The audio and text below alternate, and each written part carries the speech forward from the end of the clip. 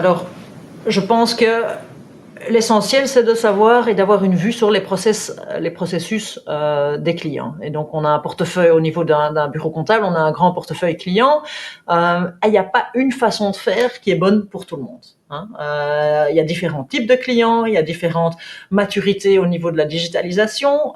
Il y en a qui aujourd'hui sont déjà familiers avec l'envoi de factures par le réseau PayPal, par exemple, notamment les entreprises qui envoient les factures vers le gouvernement. Ils sont déjà à partir de 3 000 € de facture vers une instance gouvernementale. Ils doivent déjà l'envoyer par PayPal. Et donc, il y a des différences de niveau maturité dans les entreprises ou dans les clients des comptables, d'une part.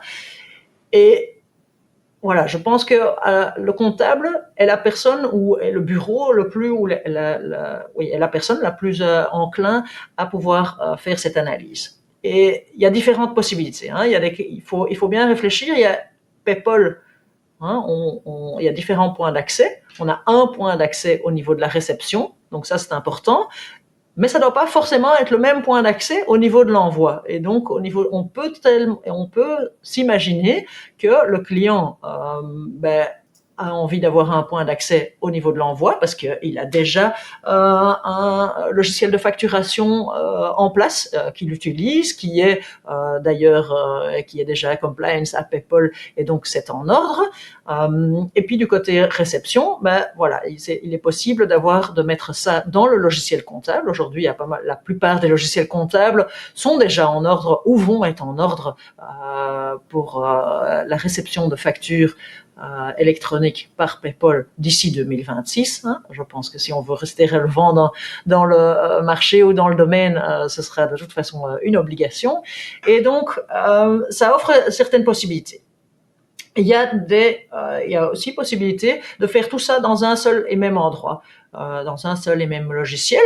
Et puis, ce qui est important à ce moment-là, c'est que l'entreprise doit pouvoir visualiser la facture, évidemment. Donc, si vous faites une réception de la facture dans le logiciel comptable, il est essentiel que l'entreprise ou l'entrepreneur ait accès par rapport à ça. Donc, réfléchissez à une plateforme. Est-ce qu'il y a une plateforme ou un portail client du côté de votre logiciel comptable? Si ce n'est pas le cas, il va falloir trouver une autre façon pour que la facture arrive tant au niveau de la comptabilité qu'au niveau de l'entreprise qui doit forcément payer cette facture, qui doit recevoir cette facture, pouvoir la payer, pouvoir la protester, pouvoir mettre en place un flux d'approbation, etc., etc.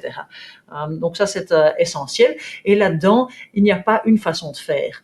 Maintenant, ce que je conseille aux comptables, c'est de faire une segmentation de leur clientèle au sein de leur portefeuille et de voir un peu et de surtout aller en discussion avec chacun d'eux en disant « Ok, ça c'est déjà en place chez vous ou pas ?»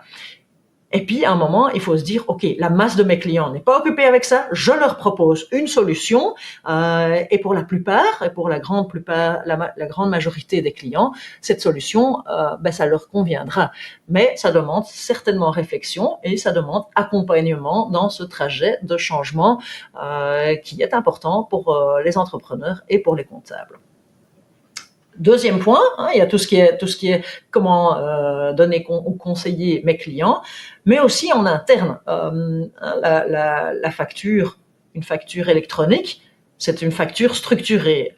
Mais ce n'est pas parce que c'est une facture structurée qu'une facture s'encode elle-même. Donc, il s'agit d'une facture qui arrive par PayPal, c'est une facture structurée en format XML. Donc, on parle plus ici de PDF, on parle du format XML.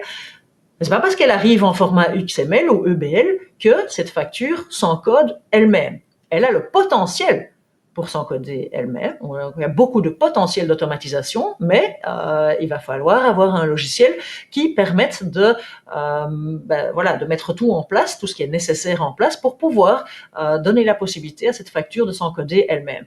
Donc, il s'agit là aussi, au niveau du flux interne au bureau comptable, aussi de s'organiser un petit peu autrement pour pouvoir en sortir un maximum également. Parce que voilà, cette facture peut arriver, vous pouvez garder vos flux ou vos processus internes que vous aviez avant, Mais ce serait dommage parce qu'il y a une énorme opportunité d'automatisation à ce niveau-là et autant l'utiliser. Donc voilà, je pense que c'est une réponse en deux temps où justement il faut d'abord voir comment guider mes clients vers la bonne solution et ensuite comment mettre en place et optimiser ce processus en interne au niveau du bureau et en collaboration avec le client toujours, évidemment.